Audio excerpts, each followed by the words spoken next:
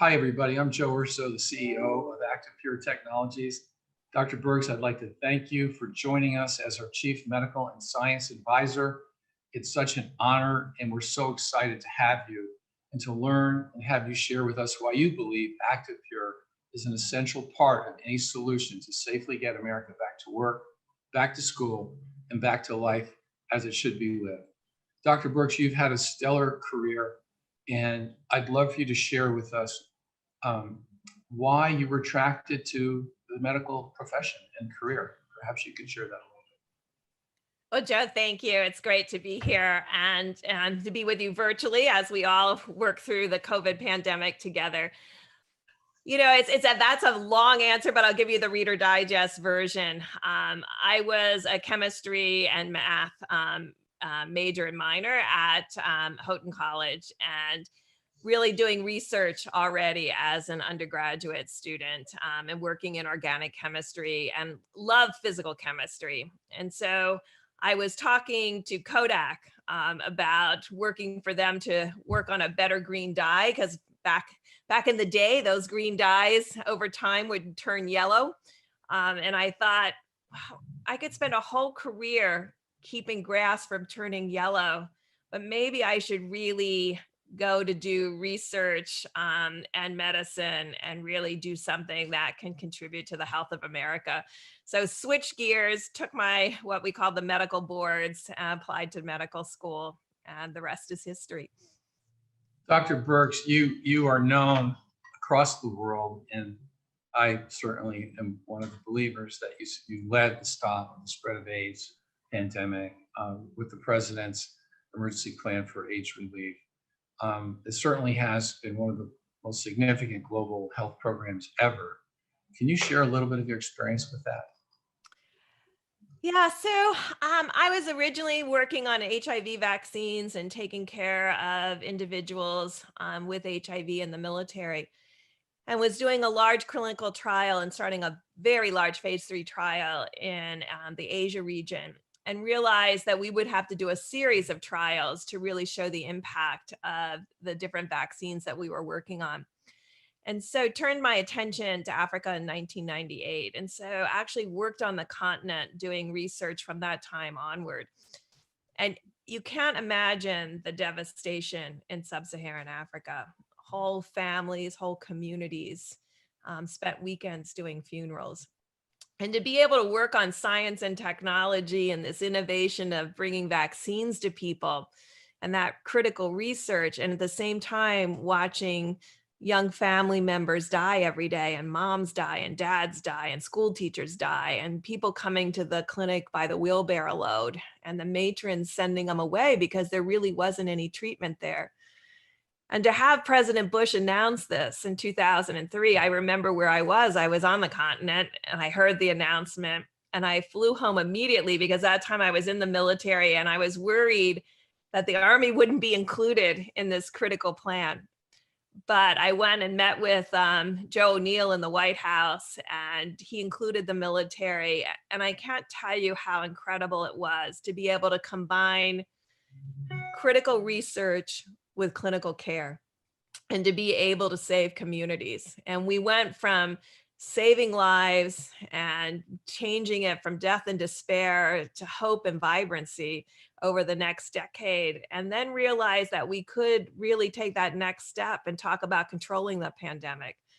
And I think that that taught me that with data and science, you can make what many people think is impossible possible.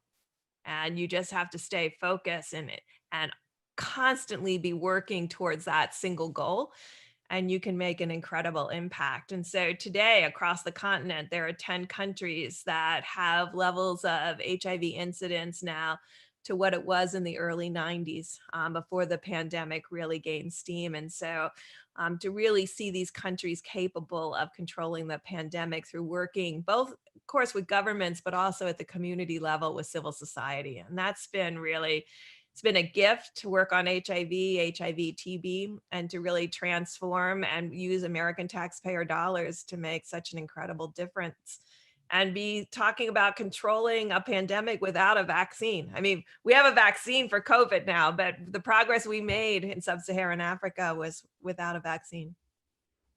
Well, Dr. Birx, as an American and a global citizen, I'm so grateful for the work you've done, the transformational work that you've done, and the dedication and devotion you've had to public service. Without you and folks like you, I can't imagine where we'd be today.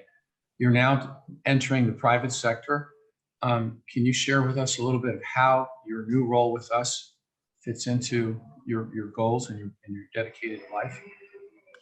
Yeah, so let me just talk about the private sector, because sometimes people in the public sector don't really appreciate what the private sector can bring. And I really, over the last 5 years at PEPFAR, we really intentionally worked with the private sector. We wouldn't be where we are today with decreasing incidence in young women if we hadn't been working with Johnson and Johnson and Girl FX and Vive and Gilead, who really came together.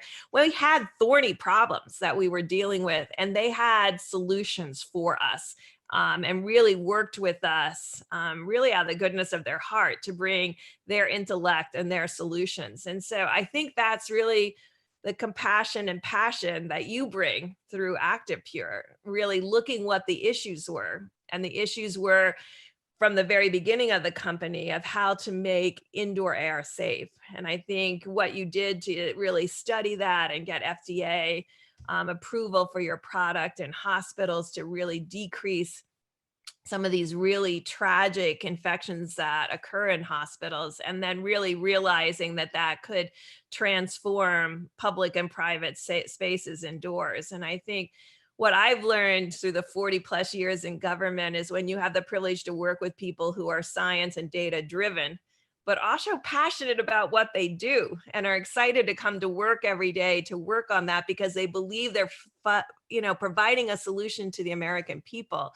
I think that's very motivating to me, to really work with people who believe in their product. And having met with your engineers, I can see that. Having met with the rest of your team, you really not only believe in the product, but believe in doing the hard work to get the science and the data and the evidence that really shows the effectiveness of the product.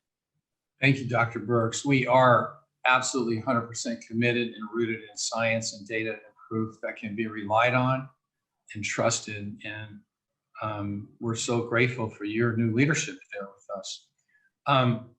I'd be remiss if I didn't ask you about your new relationship, your revisited relationship with President George W. Bush at his institute here in Dallas. Are you at liberty to share what you'll be doing with President Bush?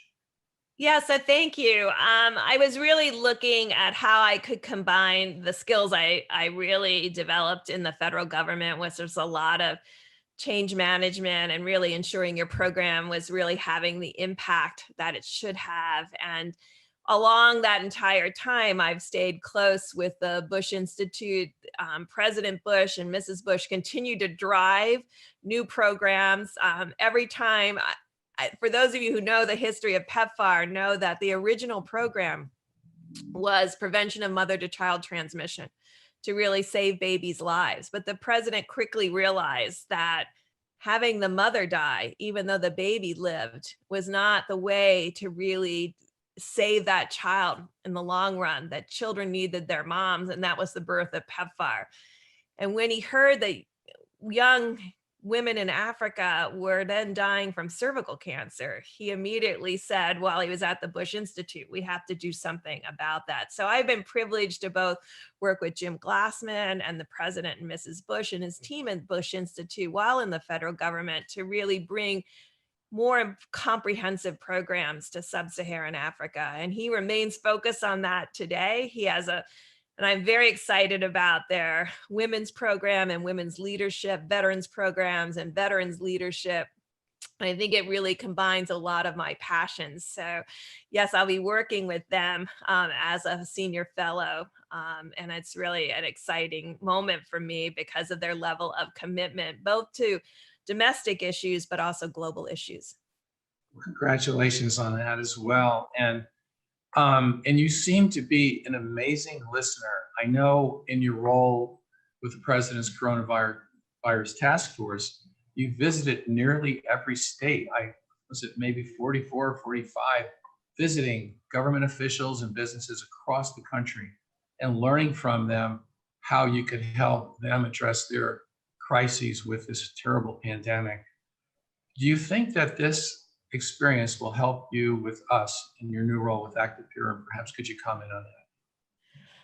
Yeah, I think obviously I've been working globally for a long time, and the privilege to be able to reconnect with the diversity of America, our rural, our urban areas, our heartland, our northern plains states, our Rocky Mountain states. Yes, I got to 44 of them, and I was able to both meet with community as well as mayors and governors and their staff. And there were themes that I heard across the country. People worked so hard to make public space safe. And people have worked so hard to wear their mask and be in retail spaces and make it safe. But we were seeing a lot of transmission occurring in break rooms. So you would work very hard to keep safe, and then you would have to take off your mask to drink your coffee or eat your lunch or have that little sweet snack that some of us like to have in the afternoon. And I think really trying to figure out, how do we make break rooms and areas where people eat and drink. I've been privileged to be in restaurants across the United States during the pandemic. Of course, many times we chose to either do takeout or outdoor eating.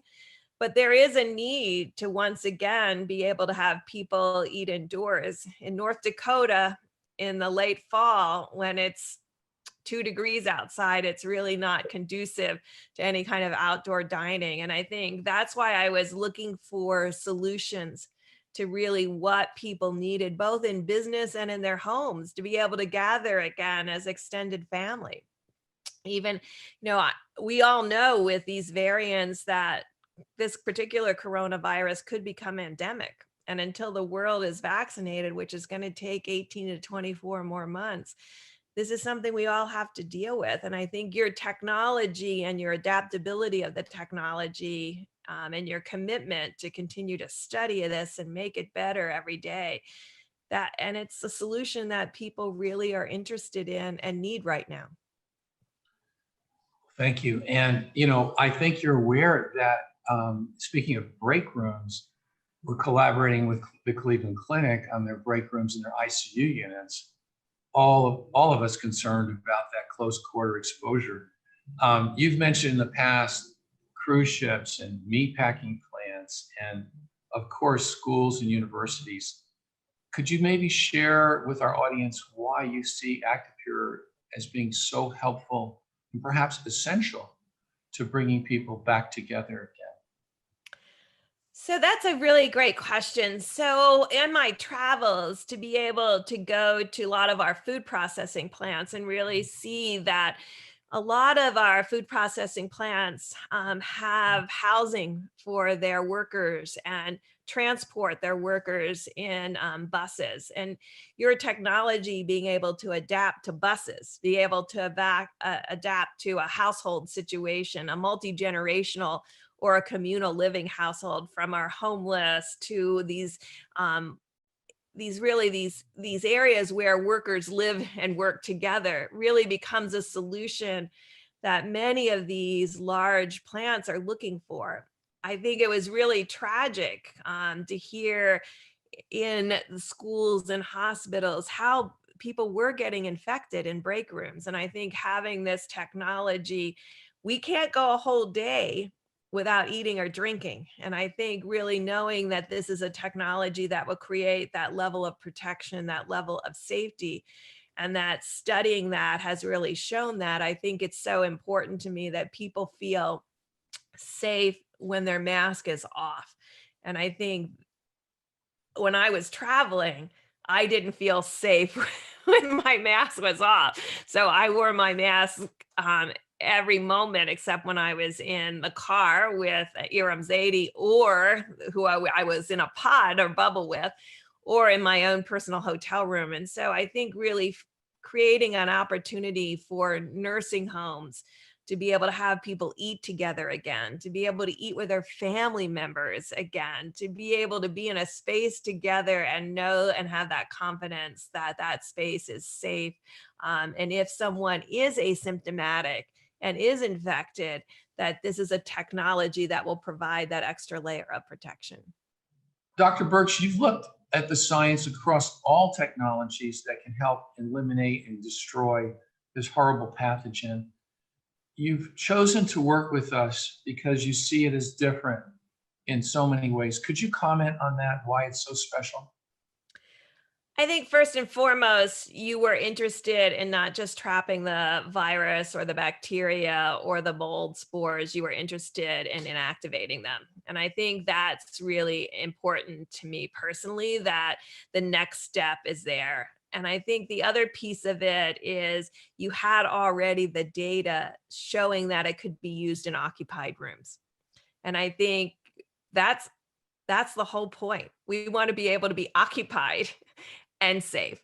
And I think having a technology that can work on surfaces and the air and really also safe for people to be in the rooms while they are constantly being protected by this source of inactivation was really important to me. So, we support all the CDC guidelines, including wearing a mask. I've heard you say to me that ActivePure is kind of like a maskless mask. Can you comment on that for the audience? Yeah, I think we're all getting educated about how masks work now. And I really want to thank people. We know that cloth masks do work, particularly in protecting others.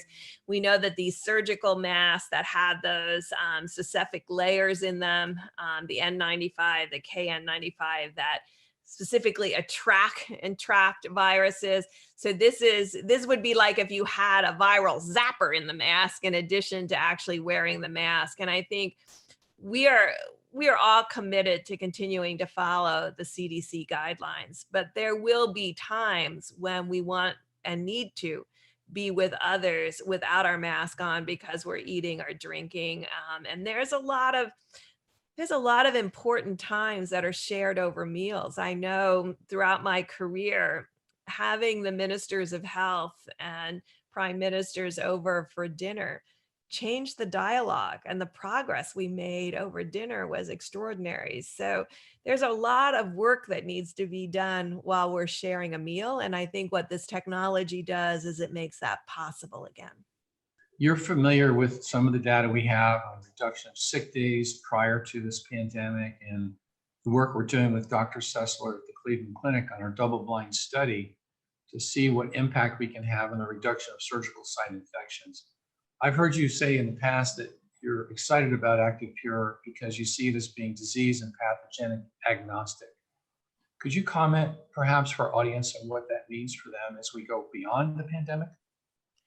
Well, I think many of us know that there are transmissions that occur in buildings. And what was interesting and important to me about the technology is that you could put it into a duct system and it would work in those ducts. And you could put it into a room and it worked on both surfaces and the air. And I think being able to show that you have that breadth of activity against mold spores to bacteria to viruses really creates power in that technology, and that you're just not trapping molds and bacteria and viruses, but you're also actually inactivating them. And I think people are looking for not only the ability to trap, but the ability to inactivate. I think technology needs to build on itself. And I think you're bringing together, yes, you can filter with your technology, but you can also directly inactivate. And I think that's what we're all looking for in that extra layer of protection. And as we go forward, Dr. Birx, do you think that indoor spaces will be different in terms of how we look at protecting people that gather in different places? Is there a need for a significant change in how we look at those spaces and how we treat them? I think we all at one time accepted a level of infection and outbreaks. And I think we'll look at that differently now. We won't find it acceptable to have an outbreak of Legionella, or what we call Legionnaire's disease. We won't find it acceptable to have an outbreak of Norwalk or other kind of viral pathogens on cruise ships. I think we will expect, now that we know that we have technology that can actually change that our expectation is that now when you have that technology, it gets implemented, and really being ensured that we really look at our air quality differently. I know many of you know that in Asia, they are used to masking, but masking, yes, came out of SARS, but it also came out of really protecting against air pollution. And so they were able to mask immediately when they had their outbreak of COVID-19. I think we've learned to mask now, but there are still reasons where we want to be together as a family, or we want to be at a wedding, or we want to be at a reception, or we want to be able to network again while we're drinking coffee and talking to one another. And I think what the ActivePure technology does is it provides a solution of protecting those environments so that people can feel confident in them again. Thanks, Dr. Birx. And, as a lead, and maybe as one of our closing thoughts, you're taking on such a significant, important, and visible role with us at ActivePure. Maybe you could share with our listeners what your goals are in terms of that role and what we hope to accomplish together, bringing ActivePure technology to the marketplace and to the world. Yeah, I'm hoping to raise its visibility through your science and data and really help to communicate that in a clear way to the American public and also to both retailers and the consumers. What I did see while I was out on the road is how dedicated the businessmen and women were to their employees. And I think to have an employee solution, whether you're working in McDonald's or Panera Bread or Wendy's, that your employees are safe and your customers are safe, and really showing how this can be a cost-effective solution for them. I think you've been a mighty but quiet science and technology company. And I think it's to really be able to explain to the American people that there are a lot of fly-by-night organizations who have come forward with their technology and made promises. There's very few that did the hard work to present their case to the FDA, to work with Texas universities, to work with the Cleveland Clinic, to really prove to the American people the functionality of the technology by using science and data. And I think the willingness to do that, obviously that's very costly. It takes time, but you've made those investments over the last decade to really come to this point. And I think it's really a time where we know that we have the need and you have a solution to meet that need. That's terrific, Dr. Birx. Thank you. And as you are aware, we're doing all we can to not only increase awareness, but to change expectations and perhaps what people think is best to protect the people they care about most. We're working closely with ASHRAE, who's working closely with the CDC to change indoor air quality guidelines. So we have a team of ASHRAE experts, including the former president of ASHRAE and some of the current leaders of ASHRAE, helping work with us to collaborate on changing that awareness and ultimately make a huge difference on how people see our technology. And just to reiterate, we are so delighted to have scientific inquiry and in-depth questioning. And in our experience, we found that when we get a chance to talk with scientists, whether they be biochemists or epidemiologists or physicians or even industrial hygienists, we at the end of the day are able to help them understand fundamentally what the difference is in our technology. So we'll be looking for your help in helping us communicate with them because the science is so vital and important and is at the root of all we do. Our goal is to keep the promise and to really change the way people can live, the way people can gather again, and that we can live healthy lives both during and beyond this pandemic. I thank you from the bottom of my heart for your trust and confidence in us.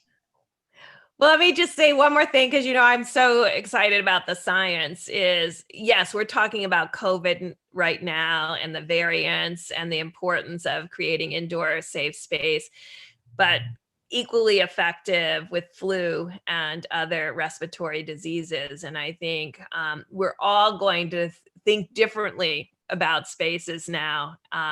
Many of us accepted that every time we went to a meeting, we would come home with a respiratory disease. I think with this technology, it says we no longer, when we travel and go to meetings and gathers, are we going to end up with an infectious disease. Dr. Birx, thank you so much for everything. And I look forward to our next visit. Thank you. Next visit in person after we all get vaccinated. Really soon.